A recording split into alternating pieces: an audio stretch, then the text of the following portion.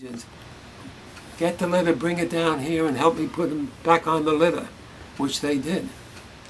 And we rush up to get over the hill again, up to the top of the hill, down the back side of the hill, because you still have some protection while you're still close to the back side of the hill, from the enemy. Because they're on the other side, yes. Or the top. But then you have to come out into the open again. But I wanted to get into this hilly area, which would offer more protection, okay, and be out of sight of the forward observers.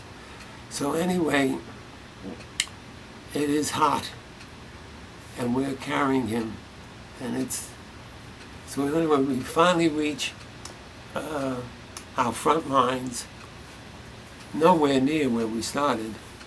In fact, I said, what?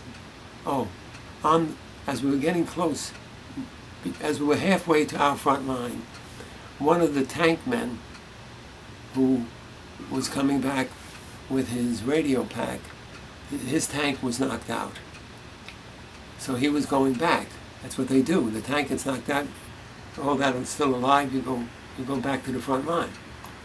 And I said, I know militarily, from my knowledge, that the tank company is always near the medical company in case of quick evacuation.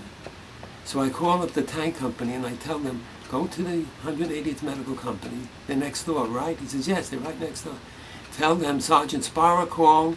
He has a WIA, wounded in action. He has a WIA. I need a medi-evac immediately, and I'm halfway between Erie and the front line, and we're approaching I Company. A few minutes later, the pilot calls back, says, I can't come out there, it's too dangerous. The helicopter could get shot down. You're going to have to carry him back to the front lines yourselves. Okay. Of course, I won't tell you my language, what I called him and everything else. And so we started walking back with him, and it was a long trip, and because there was the curvature in the front line, it went back at that point. So we had to carry him more distance. So finally we get to the bottom of our front line where I Company is, and I yell for litter bearers, litter bearers. I'm shouting, and I hear one of the soldiers in I Company, medic, medic, they're looking for litter bearers. And the two litter bearers, two medics, come running down the front side of the hill. And I know them, I recognize them right away who they were. And they ran down, they took the litter, and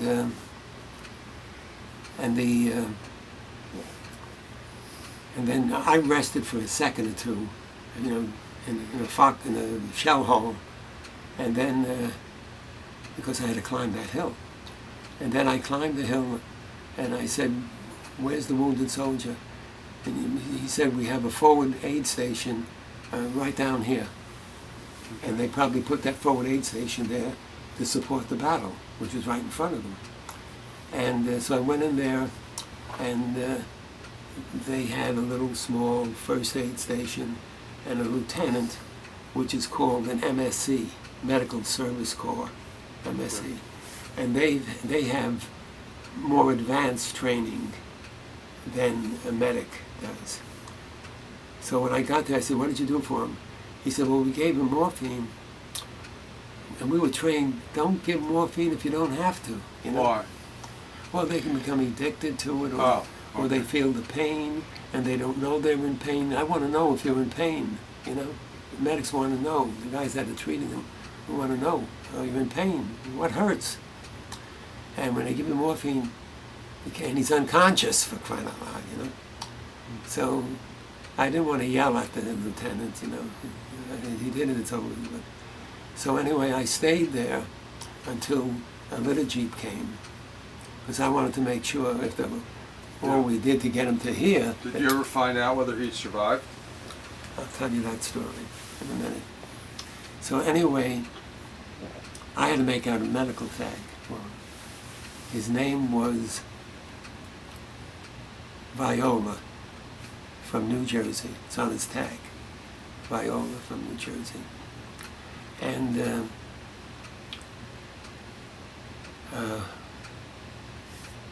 so we get him back, and I waited until the little Jeep came, finally took him to the rear, so I know he's okay. Because I don't want to be laying here all this while. I want him evacuated right away. And so then I reported back to Lieutenant Mackey, and I told Lieutenant Mackey that the ammunition is up there, the litters are up there, and by the way, the litter bearers that I had were Korean Service Corps people. South Koreans today. South Koreans. Yeah. Okay. South Koreans. And so anyway,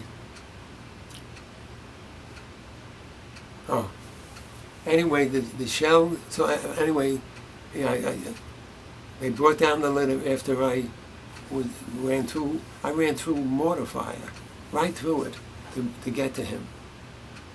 And when I laid on him, debris was falling on top of me, and I could hear the shrapnel hitting the tud when it goes into the dirt. Could hear it all around me.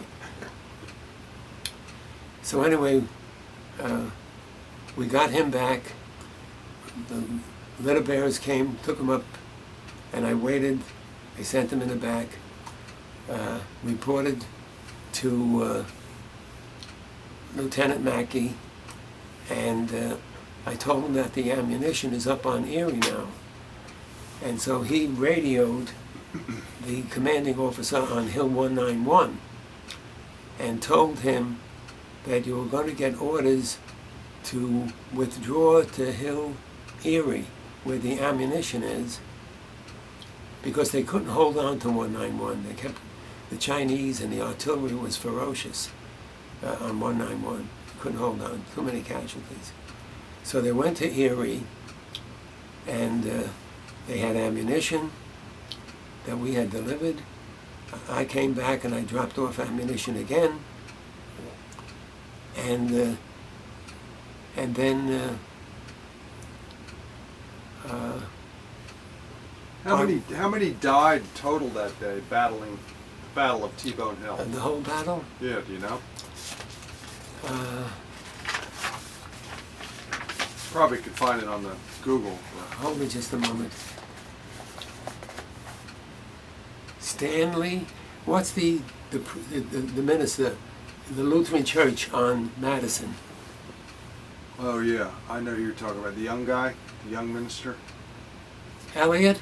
Yeah, Elliot. His uncle was in headquarters, 180th headquarters, the day of the battle. He told me that the entire battle was 500 casualties. Stanley Elliott. He told me, maybe he's talking about 3 days, 4 days, 5, but at least for that week,